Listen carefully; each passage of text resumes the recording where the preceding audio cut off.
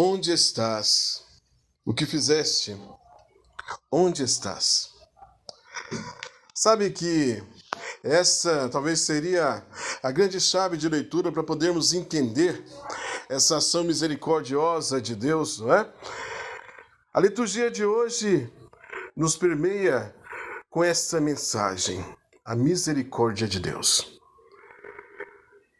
Sabe que no relato da queda, que está descrita e narrada lá no Gênesis, no seu capítulo 3, vai dizer que quando a serpente, a mais astuta das criaturas, tenta Eva, tentando persuadi-la a comer do fruto proibido, dizendo que ela seria como Deus, sabedor do bem e do mal, e assim ela come e oferece ao seu marido, e a partir daquele momento da desobediência, eles se escondem de Deus, não é?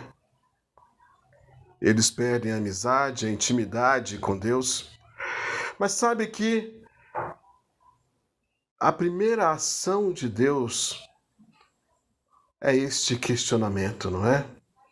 Onde estás? Por que fizeste isso? Olha, vejamos a misericórdia de Deus já agindo exatamente naquele momento, não é?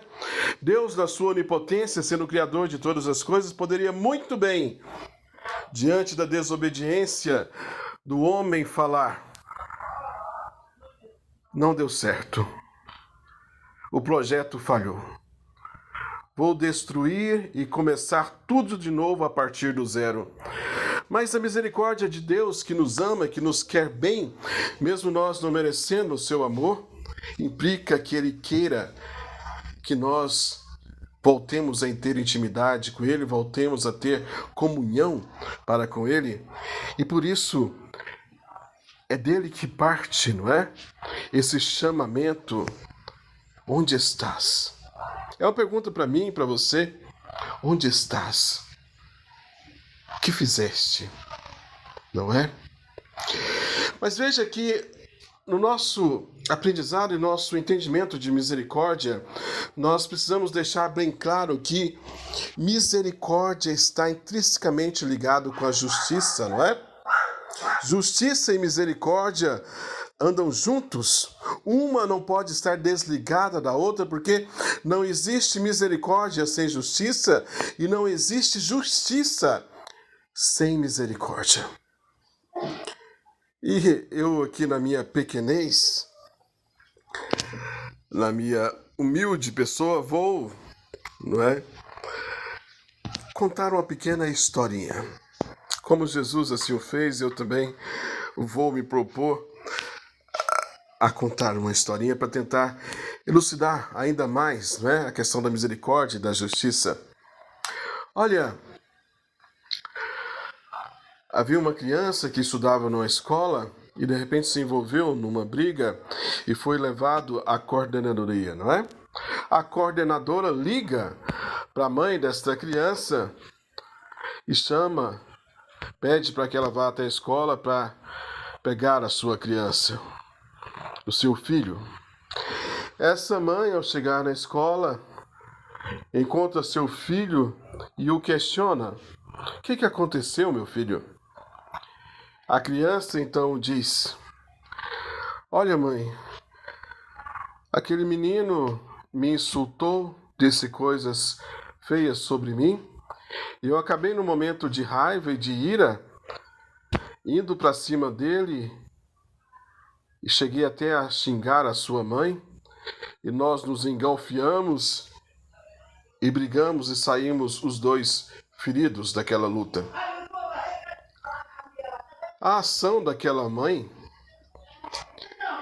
a princípio, é dizer ao filho: filho, eu te entendo, eu compreendo a sua raiva, e até eu mesmo, de vez em quando, tenho esses acessos, não é? Eu compreendo tudo que você fez e tudo que você passou. E ela leva a criança para casa, cura as suas feridas, lhe dá um lanche para que ele possa se acalmar. Vendo essa situação, nós aqui do lado de fora poderíamos pensar, não é? Olha, essa mãe usou de misericórdia, ela teve empatia, ela entendeu os motivos daquela criança. Foi uma ação misericordiosa. Mas veja, se nós percebermos bem, a gente vai notar que não houve justiça, não é? Porque não houve reparação, nem consequência das ações. Mas também, se nós olharmos bem, nem misericórdia houve nessa ação, porque a criança não aprendeu nada, não levou nenhum ensinamento dessa situação, não é? Ela não cresceu enquanto pessoa, ela não sentiu a consequência das suas ações. Então veja que nem houve justiça e nem uma verdadeira misericórdia. Mas veja agora outro ponto de vista nessa mesma história. Houve a briga, a mãe foi chamada na escola e a mãe pergunta ao filho o que aconteceu. E o filho conta a história do mesmo jeito. Olha, o menino lá me ofendeu, me xingou. Eu peguei no acesso de raiva e de ira, xinguei também a sua mãe. E acabou que nós nos engalfiamos numa briga e saímos nós dois machucados, não é? Feridos. A mãe, cheia de raiva e justiceira, chama o menino de lado, diz que ele está de castigo, ao chegar em casa vai apanhar, e depois ele vai voltar e pedir desculpa para o menino, para a mãe do menino e para a coordenadora. No nosso olhar, cheios de justiça, né? Justiceiro que somos, nós vamos pensar e dizer, olha, foi uma ação correta, não é? Houve justiça, houve reparação. Mas se nós aprofundarmos nessa cena, a gente vai perceber que, na verdade, não houve também nem justiça e nem misericórdia. Não houve misericórdia porque a mãe não entendeu o que passava aquele menino, a mãe não o acolheu, a mãe não teve empatia, e também não houve justiça, não é? Porque a verdadeira justiça estaria em acolher aquele jovem antes, não é? Não houve uma verdadeira justiça porque ele não foi digno de misericórdia. Então veja que, às vezes, houve somente o julgamento, não é? A mãe julgou e condenou. Não houve empatia. E não houve verdadeira justiça porque a criança não entendeu a sua ação como errada, mas entendeu que a sua ação, não é? Teve como consequência algo ruim, não pelo que ele fez, mas pelo que o outro fez com ele, não é? O culpado foi o outro. O culpado foi o outro. E aquela ação que aconteceu com ele foi uma injustiça. Então veja, não houve nem justiça, nem misericórdia. Sabe que é uma verdadeira ação misericordiosa e justa, porque há essa balança, não é? Nessa balança da misericórdia, no outro ponto, como contramedida, está a justiça. O verdadeiro equilíbrio nas coisas de Deus está em ter na mesma balança, na mesma proporção, justiça e misericórdia. Justiça e misericórdia. Nessa cena, dessa história, o certo seria uma acolhida misericordiosa, entendendo o que se passa na cabeça daquela criança, a sua ação. Cuidar das feridas, dar um lanche para acalmar aquela criança e depois, certamente que um castigo para que ela possa pensar as suas ações e a reparação, não é? Que seria ir até essa criança pedir desculpa, a mãe da criança pedir desculpa, a coordenadora pedir desculpa. Porque, embora tenha partido do outro essa violência, a minha resposta à violência, na mesma medida, é minha culpa, não é? Eu poderia ter evitado. Eu não posso botar somente a culpa no outro pela ação que ele joga em mim, se eu respondi da mesma forma à violência do outro, né? Aí está a justiça e aí está a misericórdia de entender que eu tenho uma responsabilidade até sobre a maldade e a violência do outro. Se eu respondo com violência, com maldade, a violência do outro, eu tenho culpa. Eu tenho culpa nessa história, não é?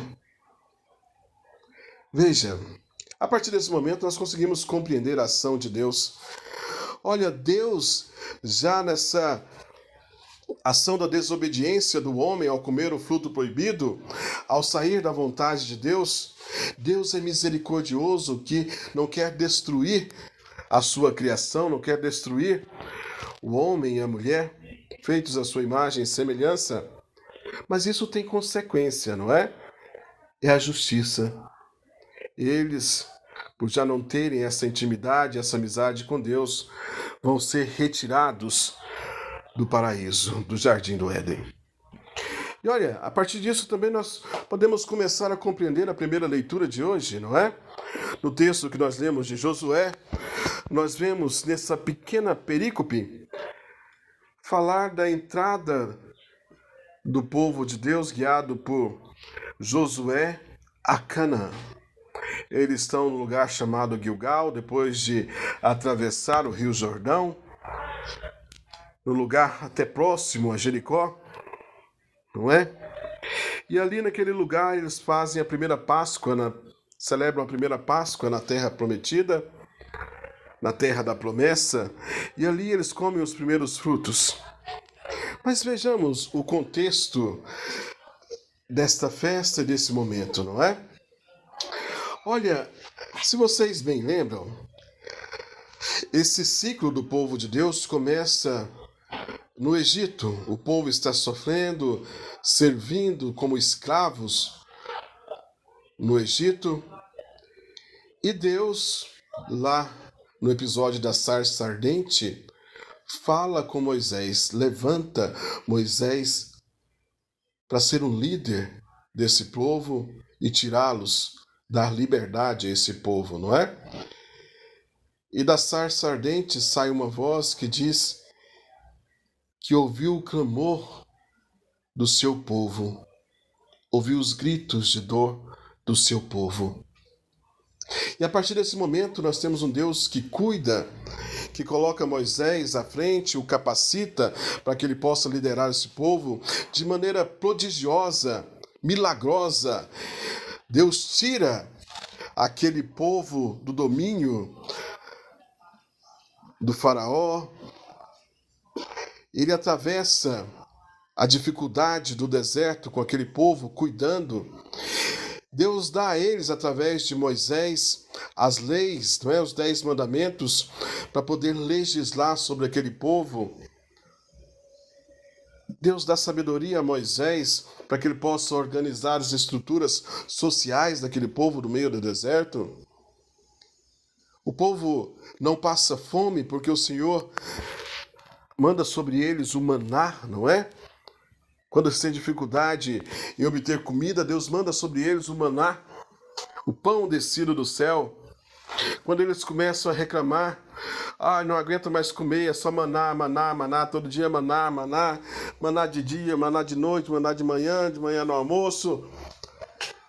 E as suas reclamações, eles até lembram com saudade, não é? O período da escravidão. E eles diziam, lá no Egito, a gente carregava pedra, a gente levava uma chicotada de vez em quando, mas pelo menos todo dia à tarde tinha uma panela de carne para nós comermos. E Deus, de repente, manda as codornas para aquele povo comer carne. Todo dia a revoada de codorna caía lá perto do acampamento, e eles pegavam aquelas codornas e faziam frito. Faltou água. Deus pegou e mandou Moisés. Moisés, fere com teu cajado esse rochedo. Moisés, até meio sem jeito, fere aquele rochedo, e daquele rochedo sai água e mata a sede daquele povo. Não é? Deus cuidando, Deus agindo com misericórdia. Mesmo aquele povo blasfemando, mesmo aquele povo murmurando, mesmo aquele povo por vezes sendo rebelde, corações duros. Mesmo assim, Deus age com misericórdia e leva aquele povo até a terra prometida, não é?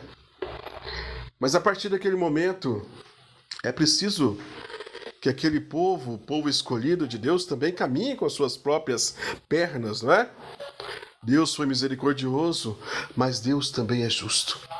E a partir daquele momento que Deus os coloca na terra prometida, eles têm que cultivar a sua terra, comer, né, dos frutos daquilo que é cultivado, dos frutos daquele que eles encontraram naquela terra prometida. Eles têm que conquistar mais terras. Justiça, não é? Justiça. Deus fez a sua parte, agora o homem tem que fazer a sua parte. Sabe, o evangelho de hoje nos traz esse texto tão conhecido, não é? Que é muito conhecido como a parábola do filho pródigo, mas se nós percebermos, e os estudiosos vão dizer isso para nós, que muito mais interessante, muito mais, vamos dizer assim,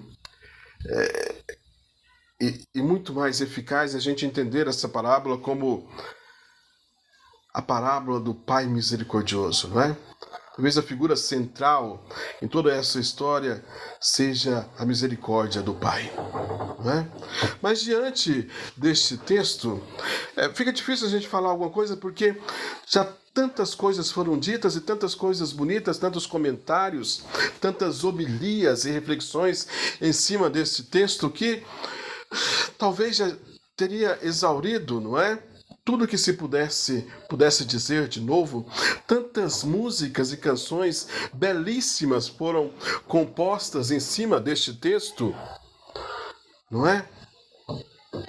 E o que eu poderia acrescentar?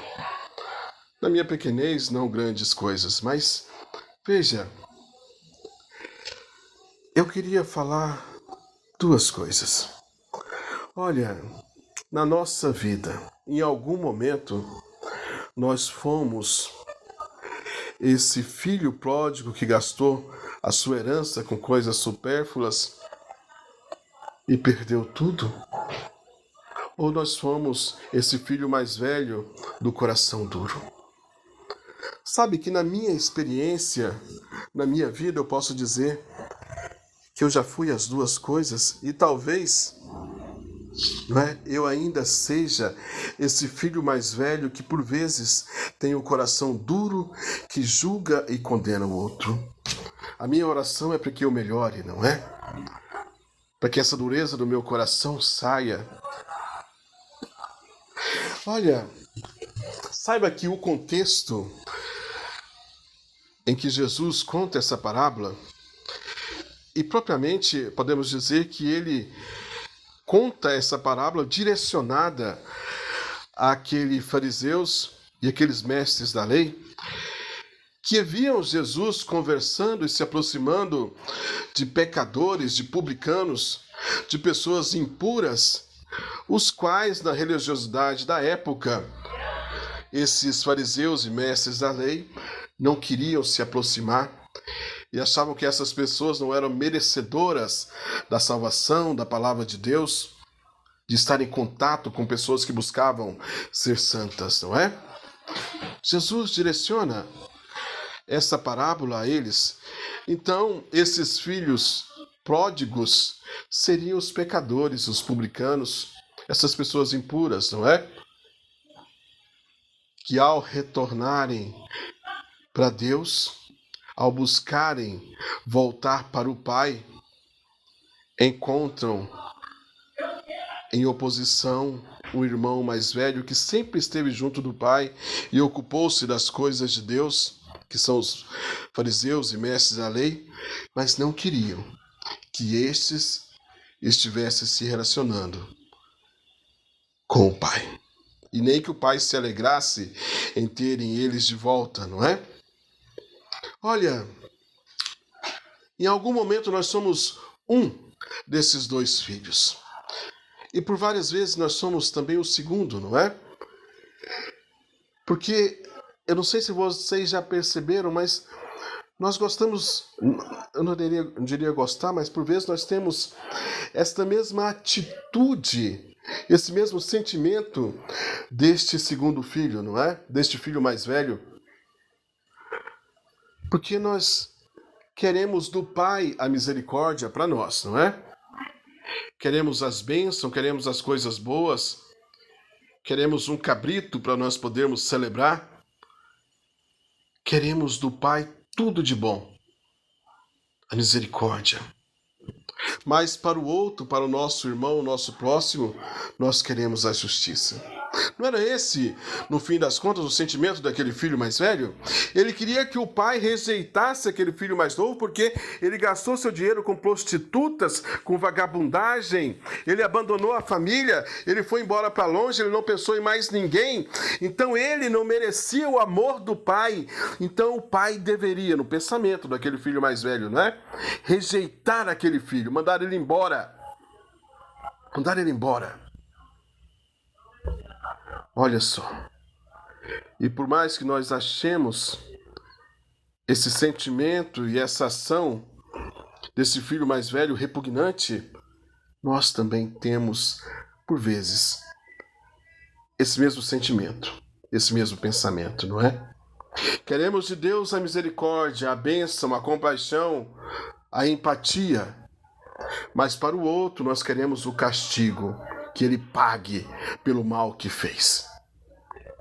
Sabe, e aí nós podemos ver esse olhar de misericórdia num campo muito mais amplo, não é? Porque nós encontramos pessoas nessa vida que fazem coisas ruins, pessoas que são maldosas, e às vezes nós somos o objeto da sua maldade, não é? Às vezes acontece com nós as maldades do coração de outro. Nós somos machucados, feridos, e nós somos levados a ter esse sentimento, não é? Que o outro merece pagar. E a mágoa nos consome. Nós queremos o mal do outro, o castigo do outro. Sabe, a verdadeira justiça e misericórdia está em nós percebermos que o outro não teve a mesma abertura à graça de Deus que nós tivemos.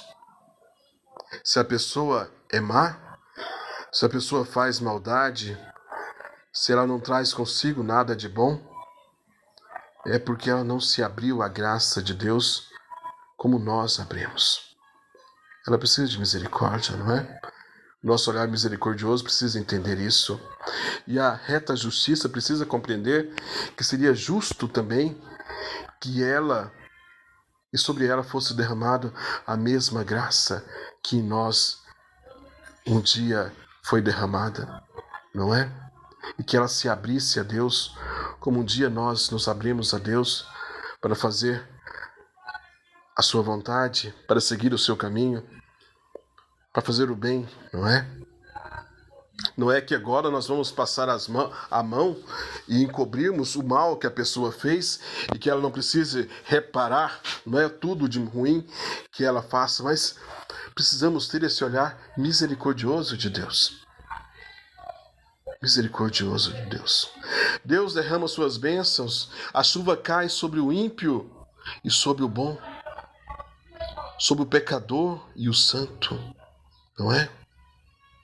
É misericórdia. É misericórdia. Olha, meus queridos irmãos, São Paulo, na carta que ele escreve a Coríntios, na segunda leitura de hoje, vai dizer que em Cristo nós somos criaturas novas. E Jesus Cristo é misericordioso. Jesus Cristo é essa ação perfeita da misericórdia, porque na cruz ele entrega a sua vida por todos. aquelas que são piedosas e aquelas que são ímpias, aquelas que são boas, aquelas que são más, aquelas que buscam as coisas de Deus e aquelas que não buscam, não é? Misericórdia e justiça. Justiça porque a sua graça é derramada para todo mundo, para aqueles que merecem e aqueles que não merecem, não é? Embora ninguém seja merecedor de tamanha graça, não é?